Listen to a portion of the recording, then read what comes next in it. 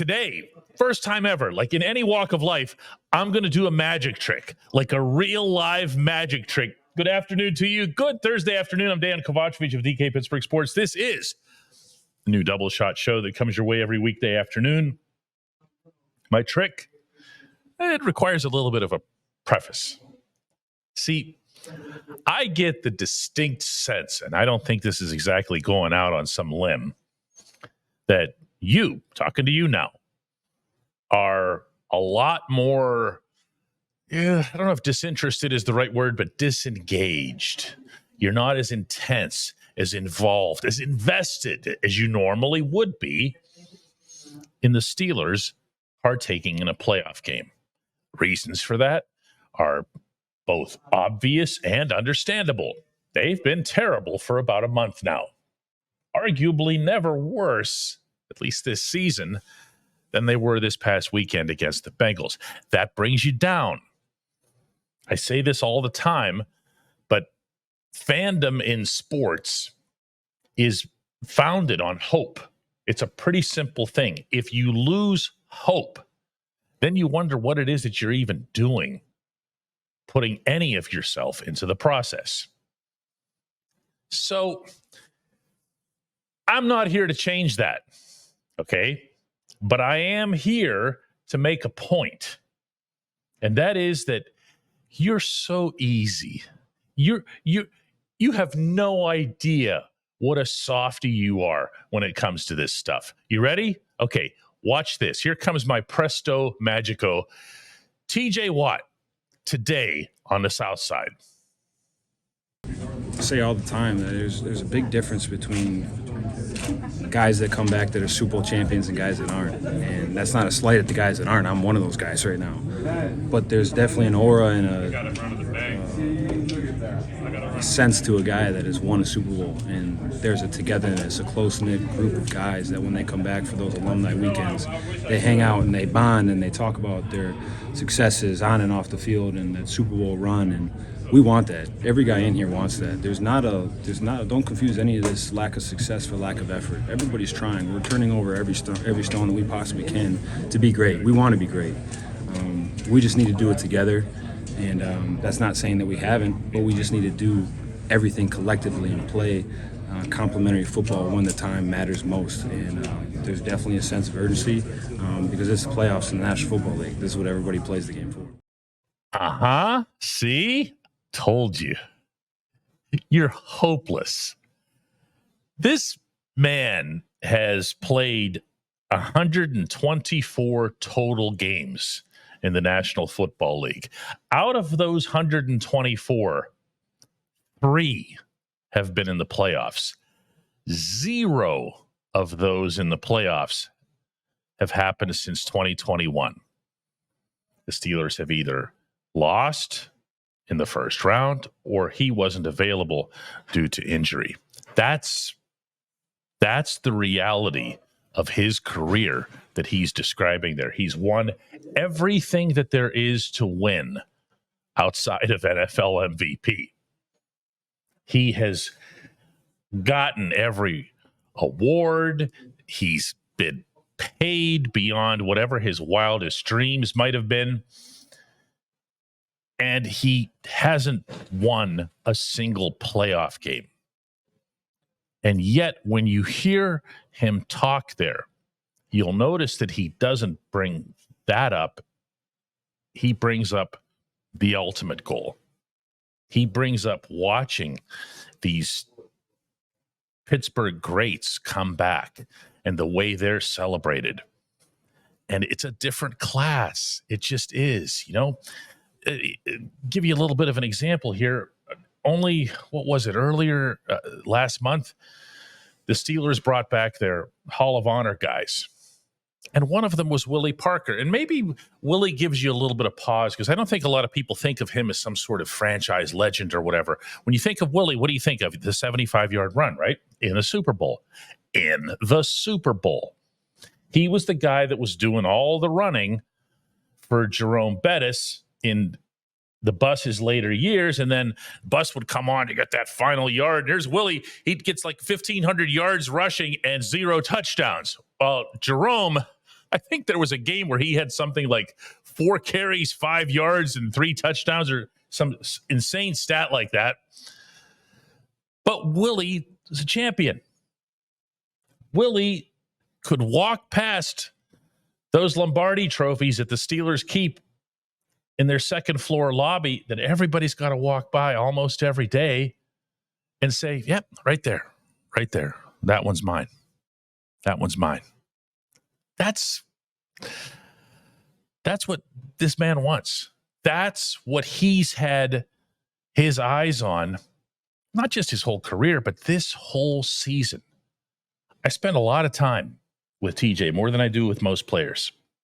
And I will do that religiously after games, meaning whether it's a win or a loss. And I'm here to tell you, there's nobody that takes the losing harder. And that even applies when he can't get onto the field. That game in Orchard Park a year ago, when the Steelers, I mean, they were at least competitive with the Bills. It wasn't some sort of embarrassment. TJ couldn't play. And there he was in the locker room. The injured guys usually aren't there. Sitting at his stall, just inconsolable. And I walked past him, and I saw the state he was in, and I wasn't about to be an idiot and try to, hey, TJ, what's up? or anything like that. But I walked past him, and I just kind of reached down and gave him a tap on the knee. He looked up and just went right back down with a little. It's hard to describe what a competitor he is. I hope you can see that on the field with the way he carries himself, with the fire and the energy that he shows. But to have him verbalize that today, yeah, the game matters. The game actually really bleeping matters. When we come back, Chris Halleck's going to join us from the South Side. At DK Pittsburgh Sports, we take pride in coverage that connects our city's fans to their favorite teams. Now, that connection's stronger than ever. Introducing our all-new state-of-the-art app. Find expert inside reporting and original podcasts. Check live box scores. Track the latest stats. Chat it up with our community of thousands of fans, all in one place. The new app from DK Pittsburgh Sports. Coverage that connects.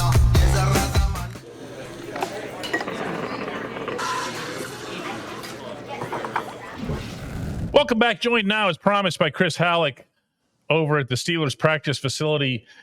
Chris, the biggest news actually came from Owings Mills, Maryland today, didn't it? Oh, yeah. Not having Zay Flowers. John Harbaugh told reporters in Baltimore that Zay Flowers will not play on Saturday night. That is a significant loss to that Baltimore receiving core that, remember, they tried to add to at the trade deadline by adding Deontay Johnson because they weren't satisfied with their receivers there, and that didn't work, so they moved on from him, and now they're not going to have Zay Flowers. It's going to rely on Rashad Bateman and Nelson Aguilar and then some other guys who are not known outside of Baltimore. So it's going to be a pretty thin receiving group on Saturday night. So yeah, if you take Bateman away from that group, and you're not, he's going to play. Yeah. But if you take Bateman out of the mix, the entire rest of the wide receiver room of Baltimore's has 23 total catches. So you're talking, including Aguilar, and you're talking about something that really changes a lot of what it is that they would want to do, what they would normally do. Lamar is not shy about chucking it. Yep. And in my eyes, and this is why I was eager to bring this up today, Chris, is they're shortening the field on themselves here with this injury, aren't they? There's no way they're going to be going deep very often. And as a result, what the Steelers have to defend kind of accordions itself in, and taking this a step further, why wouldn't you play Minkah Fitzpatrick somewhere within, say, 500 miles of the line of scrimmage in that event? You knew that's where I was going, right? Yeah, as soon as you said Minka Fitzpatrick, I knew that you were going there. Yeah, because to me, the way I do think there's some merit to what you bring up too. Stretching the field is definitely going to be a more challenging task for them. They do have a couple of guys. The guy's name escapes me. I think his last name is Walker, but he's a guy who can kind of stretch the field a bit, but he's very unproven. Rashad Bateman can do it too, but how often are you going to go deep with Rashad Bateman all the time? How deep are you going to try to go with Nelson Aguilar all the time?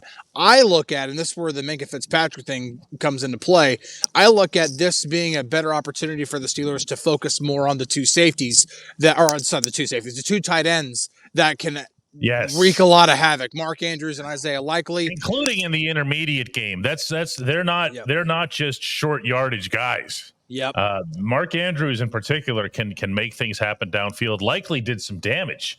Yes. Against the Steelers in the previous meeting, including downfield. So there's a lot that they can do, and there's a lot of different ways to get Minka involved. But I'm not letting you off the hook here on this one, Halleck. I want Minka closer to the line. Here, let's put it this way: if you watch these games on TV, you would be more than justified in saying, I don't even see this guy. Well, you actually don't, because no one makes camera shots that wide. Yeah. If you're at the games, if you're a season ticket holder here at Acrisure Stadium or whatever, if you're at the games, and Chris and I can attest to this as well, Minka is so far off the play. It's like they just have him back there in a role where he is dedicated or assigned really by the coaching staff to just prevent the 80-yard bombs. And I'm sorry, he's an $18.4 million a year player that you're basically asking to babysit. Yeah, I don't understand. Number one, Steelers are a cover 3 defense. They've been a cover 3 defense for a long time. It's not a new development in 2024 or even 2025 now.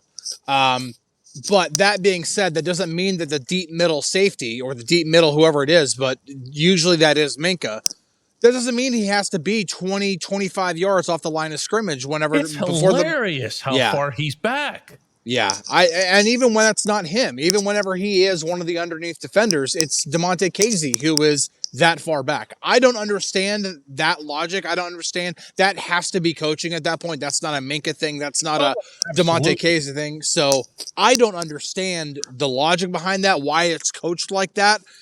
People who have done this for a lot longer than I've never been a coach, but people who have been in the coaching business for a long time would understand that better.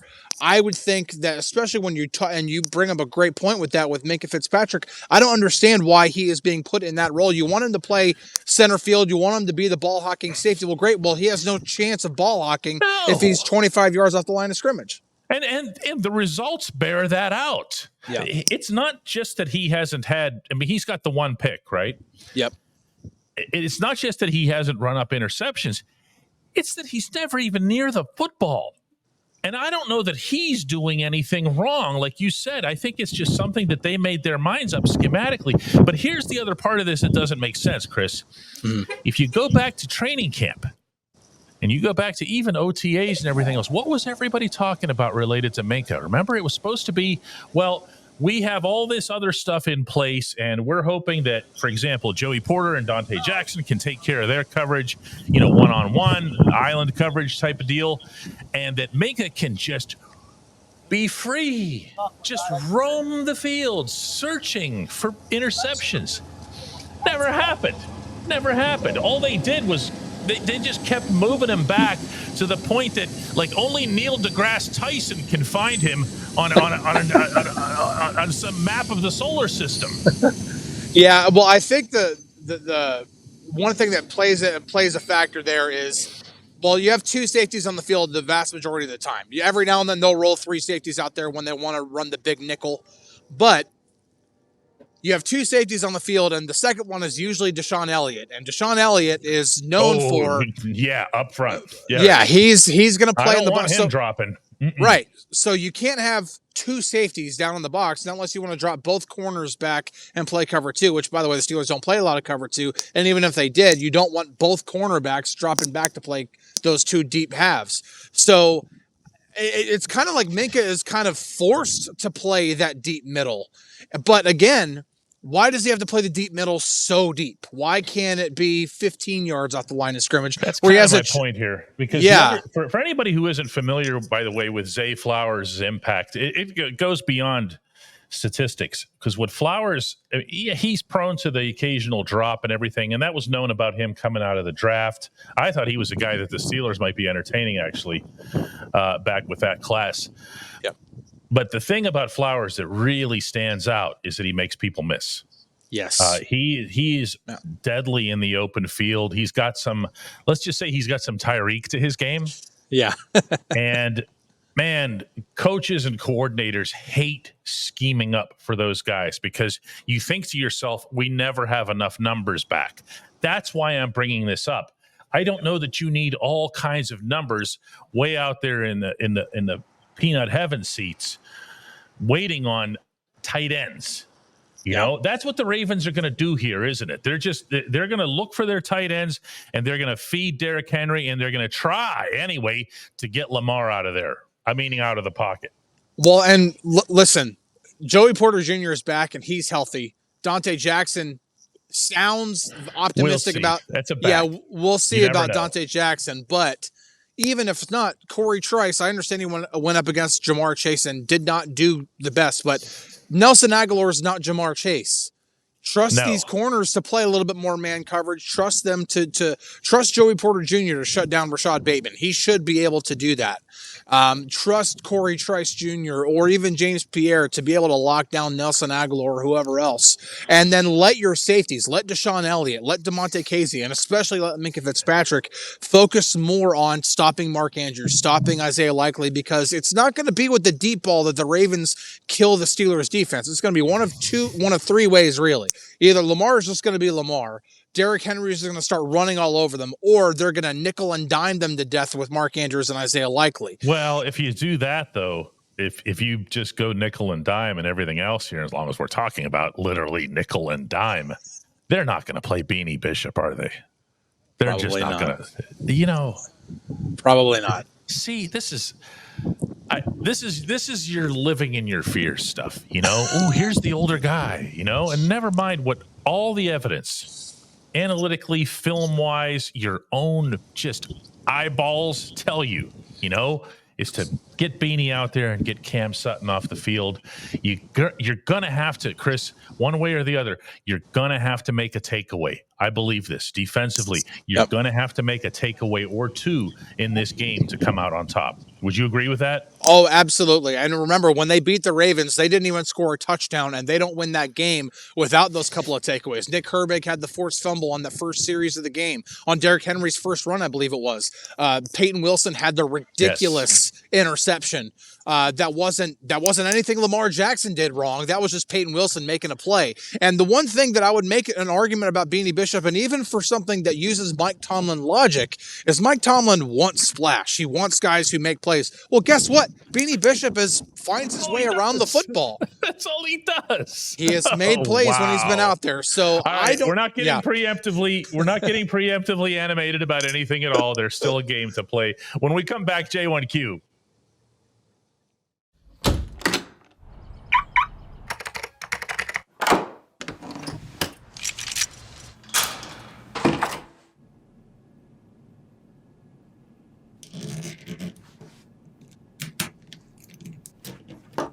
Safety is a habit. Gun safety and responsible storage are no different. Help prevent gun accidents, misuse, and theft. Keep firearms safe and secure when not in use. For safe storage options, visit projectchildsafe.org.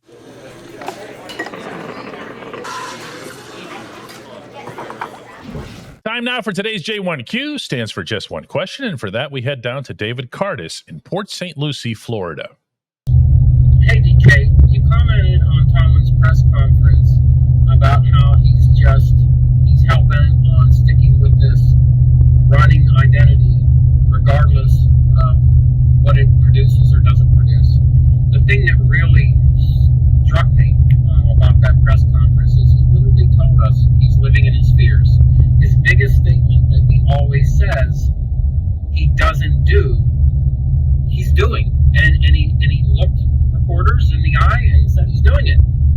they're choosing to run and force this identity because basically it's safe. Okay, I got a couple things to say to you here, my friend. First of all, speaking of safe, man, I hope you're staying safe when you're doing that. I just get so nervous. You're driving, and on top of that, you got the shades on, so I can't even tell where your eyes are. And I understand people call talk shows, from their cars all the time. In fact, that's the most common way to do it. But something different about, anyway. So you're driving the car, and then I'm also thinking about how the background is happening behind you. Like, do you remember those cheesy scenes from Seinfeld when the whole cast would be in the back seat of a New York cab, and you'd see it was so very clearly fake, the background. Anyway, listen, we can do the Mike Tomlin stuff into oblivion. We can do it all summer long. He's not going to go anywhere.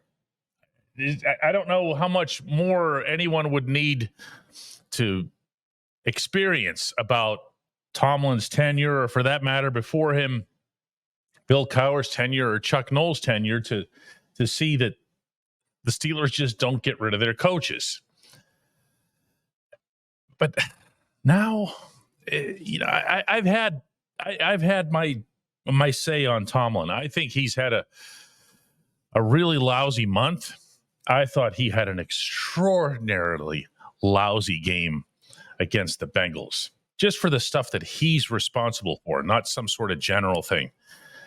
And yeah, he did all those things that you're talking about. He did all that. And I just feel like, I don't know, I'm not blowing off your points or your question. I happen to agree with all of that. Okay. He is living in his fears. Let's see what he does. Let's see how he responds. Let's see how Arthur Smith, who has said that, we're burning the boats, everything that we came here on, we're getting rid of it. We're going to be looking at everything from scratch as an offense. Maybe that means he'll ditch the pitch out. Maybe that means they'll throw to Pat Freiermuth. Maybe that means they'll stop with prioritizing the special teamers for some reason with their passes. I don't know. We're going to see. Maybe the Steelers will bring some sort of blitz against Lamar Jackson. And maybe it'll be done just to show that it's different, or maybe you're just going to see the same stuff, which is what I'm expecting, because that's just how he rolls. I don't know, but let's at least see it first. I appreciate you, my man. Stay literally safe behind that wheel, and we will have another one of these programs tomorrow.